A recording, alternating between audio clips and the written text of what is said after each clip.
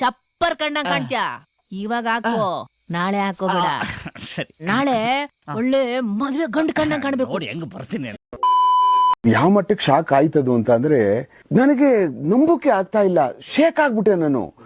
ನನಗೆ ಏನು ಕಣ್ಣೆ ಮಂಜಾಗ್ಬಿಡ್ತು. ಏನಪ್ಪಾ ಇದು ಈ ತರ ಆಗ್ತದ ಅನ್ನುವಂಥದ್ದು ಒಂದು ಘಟನೆನ. ಹೆಡ್ಡು ಟೈಲು ಹೆಡ್ಸ್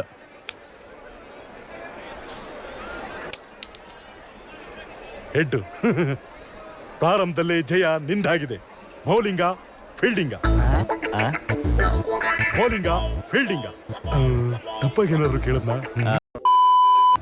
ಈ ಶೋಕಿ ಎಲ್ಲ ಬಿಟ್ಬಿಟ್ಟು ಹೂವು ಸೊಪ್ಪು ಮಾರ್ಕೊಂಡಿದ್ರೆ ಬದುಕ್ತೀರಾ, ಇಲ್ಲಾಂದ್ರೆ ಫೋಟೋನೇ. ಜನನ ಆಗಿದೆ, ಮರಣದ ಡೇಟ್ ಬರ್ದ್ಬಿಡ್ತೀನಿ.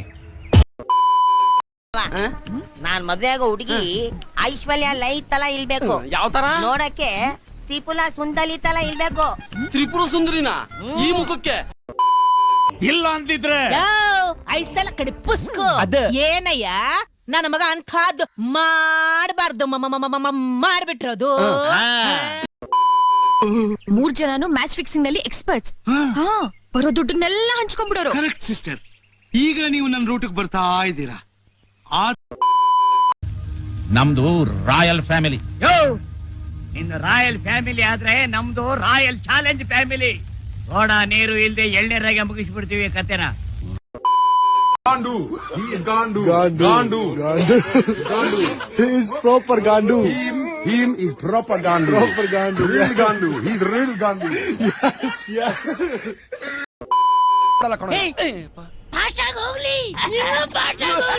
ಸುಡ್ಗಾಡ್ ಹೋಗ್ತಾರ, ಸುಮ್ನೆ ಕೂತ್ಕೊಂಡ್ರೆ